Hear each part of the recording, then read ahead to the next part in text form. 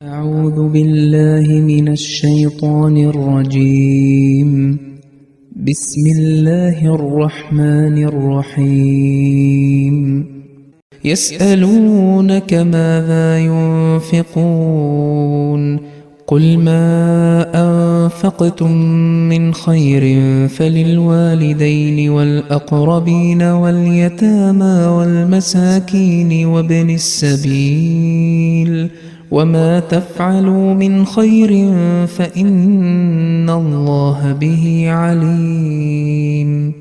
അസ്സലാമു അലൈക്കും വറഹ്മത്തുള്ളാഹി വബറകാതുഹു. സൂറ അൽ ബഖറയിലെ 216 ആയത്താണ് നിങ്ങൾ കേട്ടത്. അതിൻ്റെ അർത്ഥം ഇപ്രകാരമാണ്: ചിലവാക്കേണ്ടത് എന്താണെന്ന് അവർ നിന്നോട് ചോദിക്കുന്നു.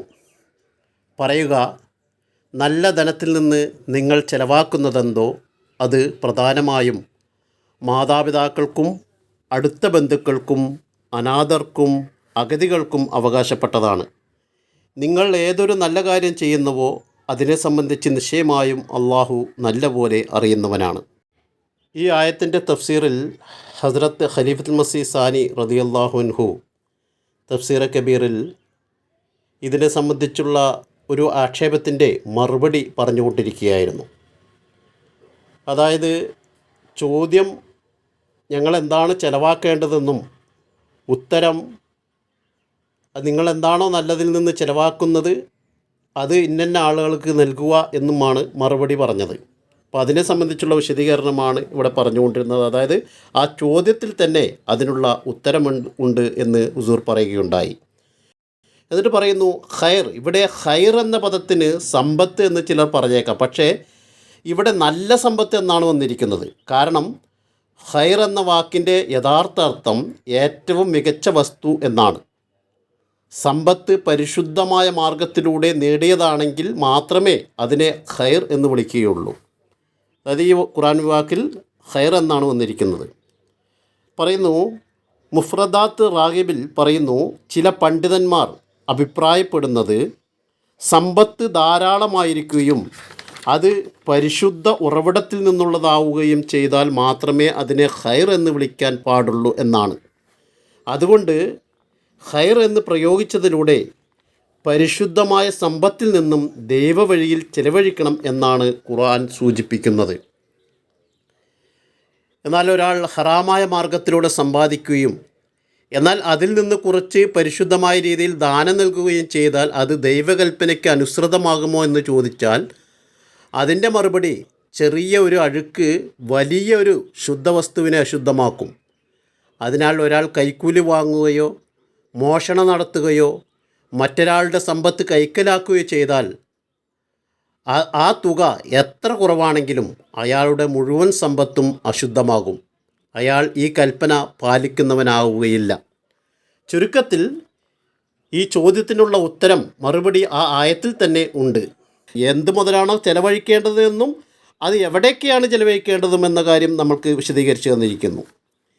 പിന്നെ ഹുസൂർ പറയുന്നത്, ചെലവഴിക്കുന്നതിനേക്കാൾ പ്രയാസകരമായ കാര്യം അത് ശരിയായ സ്ഥലത്ത് വിനിയോഗിക്കുക എന്നതാണ്. അതാണ് ഈ ആയത്തിലൂടെ ചൂണ്ടിക്കാണിക്കുന്നത്. അതിനാൽ നിങ്ങൾ ചെലവഴിക്കുമ്പോൾ അത് വളരെ ശ്രദ്ധയോടെയും അർഹരായവരെ കണ്ടെത്തിയും ചെയ്യുക എന്ന് ഇവിടെ നമ്മളോട് പറയുന്നു. പിന്നെ ഹുസൂർ പറയുന്നു, ഇതാണ് ഖുർആൻ്റെ അത്ഭുതകരമായ സവിശേഷത. അത് ചുരുങ്ങിയ വാക്കുകളിൽ വിശാലമായ അർത്ഥങ്ങൾ ഉൾക്കൊള്ളുന്നു.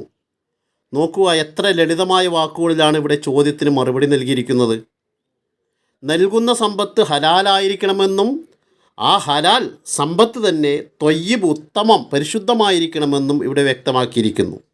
ഉദാഹരണത്തിന്, ഒരാൾക്ക് ഒന്നിനും കൊള്ളാത്തൊരു പൊട്ടിയ ചെരുപ്പ് ദാനം നൽകുന്നു എന്ന് കരുതുക.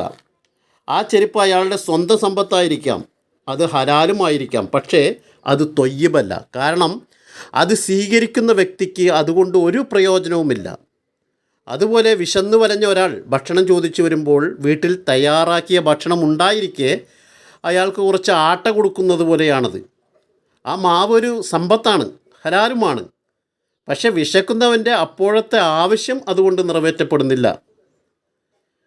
ഇവർ പറയുന്നത് ത്വയ്യിബ് എന്നതുകൊണ്ട് ഉദ്ദേശിക്കുന്നത് താൻ കഴിക്കുന്നത് കുറച്ചിട്ടാണെങ്കിലും വിശക്കുന്നവന് ഉടനെ കഴിക്കാൻ പാകത്തിനുള്ള ഭക്ഷണം നൽകുക എന്നതാണ് ഇവിടെ ഉദ്ദേശിക്കുന്നത്. പിന്നെ ഹുസൂർ പറയുന്നത് ഇതെല്ലാം വിവരിച്ച ശേഷം ആ സമ്പത്ത് എവിടെയൊക്കെയാണ് ചിലവഴിക്കേണ്ടത് എന്നും ഖുർആൻ പറഞ്ഞു തരുന്നു. ഹുസൂർ പറയുന്നത് സുബ്ഹാനല്ലാഹ്, എത്ര അത്ഭുതകരവും സുന്ദരവുമായ ശൈലിയാണിത്. ഖുർആനിൽ ഇതുപോലെ ചോദ്യങ്ങൾക്ക് മറുപടി നൽകുന്നതോടൊപ്പം അതിനേക്കാൾ വലിയ അറിവുകൾ പകർന്നു നൽകുന്ന നിരവധി ഉദാഹരണങ്ങളുണ്ട്. ഹദ്റത്ത് മുഹമ്മദ് മുസ്തഫ സല്ലല്ലാഹു അലൈഹി വസല്ലം തിരുമേനിയും ഇത്തരത്തിൽ സംസാരിക്കാറുണ്ടായിരുന്നു.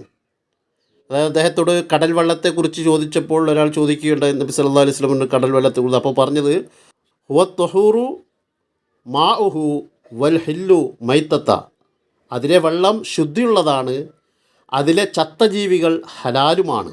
അതായത് മത്സ്യത്തെ പോലെയുള്ള കടൽ ജീവികളെ അറുക്കണമെന്ന നിബന്ധനയില്ല. ഇവിടെ ചോദ്യത്തിന് മറുപടി നൽകുന്നതോടൊപ്പം ആവശ്യമായ കൂടുതൽ കാര്യങ്ങൾ കൂടി പറഞ്ഞു കൊടുത്തിരിക്കുന്നു.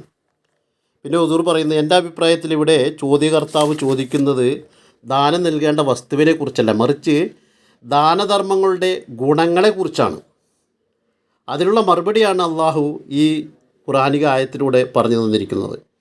പിന്നെ അള്ളാഹു പറയുന്നു, വമാ അൻഫഖ്തും മിൻ ഖൈരിൻ ഫ ഇന്നല്ലാഹ ബിഹി അലീം. അതായത് നിങ്ങൾ നന്മയ്ക്കായി എന്ത് ചെലവഴിച്ചാലും അതിനെക്കുറിച്ച് അള്ളാഹു നന്നായി അറിയുള്ളവനാണ്. അള്ളാഹുവിൻ്റെ സാമീപ്യം സിദ്ധിക്കാൻ വേണ്ടി നിങ്ങൾ ഏതെങ്കിലും ഒരു പുണ്യപ്രവൃത്തിയിൽ മാത്രം ഒതുങ്ങി നിൽക്കരുത് എന്നാണ് ഇതിൽ നിന്ന് മനസ്സിലാക്കുക, മറിച്ച് എല്ലാത്തരം നന്മകളും കരസ്ഥമാക്കാൻ ശ്രമിക്കേണ്ടതാണെന്ന് ഇതിൽ നമുക്ക് സൂചന ലഭിക്കുന്നു.